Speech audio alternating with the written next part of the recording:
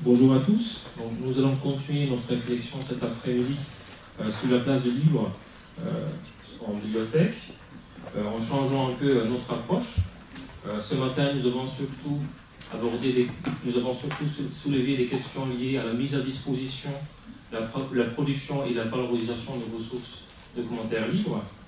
Et nous allons maintenant un peu donc, changer notre approche en adoptant une approche plus orientée usager, en essayant de réfléchir ensemble sur l'ensemble de problématiques qui me semblent importantes. Le projet porteur des livres peuvent-ils encourager la participation des usagers à la vie de la bibliothèque? Et quels enjeux cette participation accrue soulève-t-elle pour le travail et les missions des bibliothécaires? Donc, je me permets de me présenter très rapidement. Donc, je m'appelle Hans Zillers, je suis maître de conférence à l'université Paul Valéry. Je suis vraiment ravi d'être avec vous aujourd'hui pour deux raisons principalement. La première, c'est que ça fait maintenant quelques années que je travaille sur la question des livres et la place des ressources numériques alternatives dans la bibliothèque de lecture publique. Et deuxièmement, pour l'anecdote, il y a encore quelques années, quand j'étais doctorant, j'ai travaillé ici au sein de cette médiathèque en vacataire. Et donc, je suis bien évidemment un peu ému de me retrouver ici aujourd'hui parmi vous. Je garde un très bon souvenir de mon passage ici à la médiathèque. Mais nous aussi. Alors, la participation des usagers est une question importante qui soulève des enjeux multiples et importants. Faire participer les usagers permet tout simplement, dans un premier temps, de renforcer la légitimité de la bibliothèque en tant qu'institution culturelle. Elle permet également de créer une proximité accrue avec les usagers et les citoyens locaux. Les interactions multiples avec les usagers permettent de mieux comprendre et mieux prendre en compte leurs attentes et leurs besoins.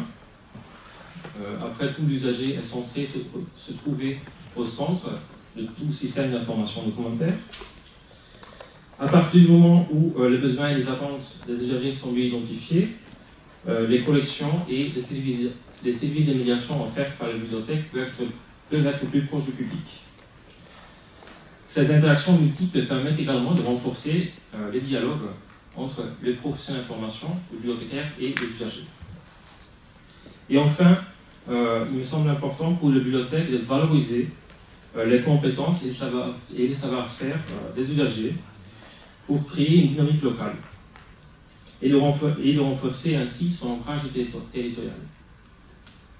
La bibliothèque devient ainsi un acteur central dans la vie culturelle et sociale de sa cité. Alors comment peut-on encourager cette participation des usagers? C'est bien évidemment une très bonne question. À ce titre, on peut se poser la question si les livres constituent une opportunité intéressante pour encourager et renforcer les interactions avec les usagers. Et nous pouvons même nous demander dans quelle mesure le livre peut être un élément facilitateur pour créer et animer des communautés d'usagers.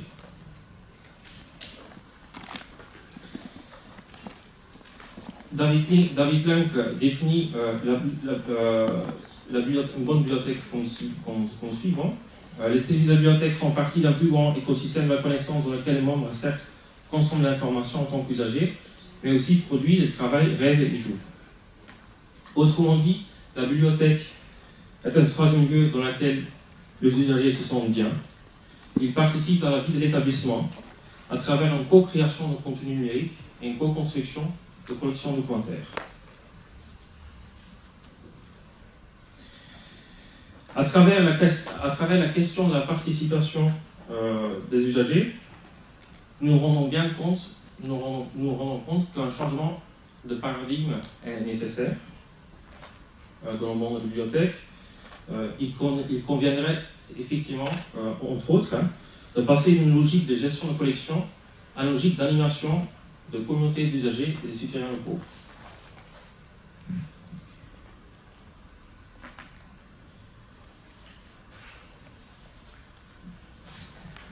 Et j'ai lancé rapidement. Cette communauté d'usagers autour de bibliothèques reste encore à construire aujourd'hui, à mon sens. Et nous pouvons nous demander si cette construction de communauté peut se faire à l'aide de nouvelles stratégies de médiation numérique centrées sur le libre. Alors pourquoi le libre? En quoi est-ce que ça peut être intéressant? Tout simplement parce que le livre véhicule un certain nombre de valeurs qui sont parlantes à la fois pour les bibliothécaires et les usagers et tous citoyens de façon plus générale.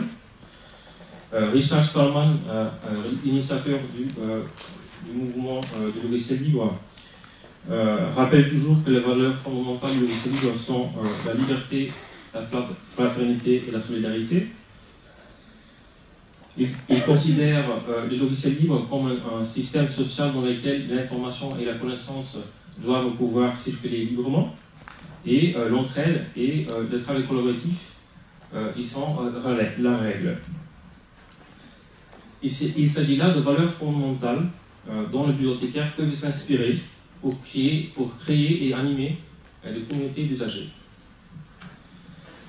Le libre prône également des relations horizontales entre les membres d'une même communauté. Ce dernier point me semble particulièrement important, un enjeu particulièrement important pour les bibliothèques. Élise Breton, dans son mémoire, précise ainsi qu'il faut sortir d'une logique verticale où les bibliothécaires proposent une offre à lecteur qui ne peut intervenir que de façon marginale sur le contenu de la collection. Donc il s'agit là d'un paradigme important et ambitieux. Mais voilà, au-delà de cette position idéologique, il faut bien évidemment se poser la question comment faire concrètement, voilà, parce que c'est quand même une question importante. Voilà, comment faire concrètement pour réaliser ce paradigme. Donc c'est la raison pour laquelle nous allons voir cet après-midi quelques dispositifs intéressants sur lesquels vous pouvez vous appuyer. Donc dans un premier temps, Carole Digui et Marc Delin-Louvier vont nous présenter le dispositif Chercher la femme, qui est mis en œuvre à la bibliothèque municipale de Lyon. Les deux présentateurs ont mis en place des ateliers participatifs pour valoriser les ressources documentaires relevant du domaine public. Ils valorisent également ces ressources documentaires à travers des bibliobox. Puis, Alexandre Simonet va nous présenter le projet GeoProject, porté par la bibliothèque Carré d'Art de Nîmes. Et il s'agit d'un projet de médiation numérique autour de l'éditorialisation cartographique. Et enfin, je vous conseille vraiment de contacter l'association Montpellier Libre si vous souhaitez développer des partenariats avec des acteurs de libre. Romain Bory et Thierry Antoine vont nous présenter leurs actions. Et cette association, ces partenaires peuvent prendre de formes différentes à travers des ateliers de formation, des install parties, voire même des ateliers de création et de valorisation de ressources numériques libres et des pratiques culturelles. Voilà, j'en ai fini avec ça. Je dirais tout simplement pour finir que je vous conseille vraiment d'aller voir les mémoires d'Élise Breton, qui a beaucoup travaillé sur ces questions-là. Son mémoire s'intitule « Pour construire des collections avec usagers ». C'est vraiment un mémoire passionnant à lire. Donc je vous conseille vraiment d'aller lire.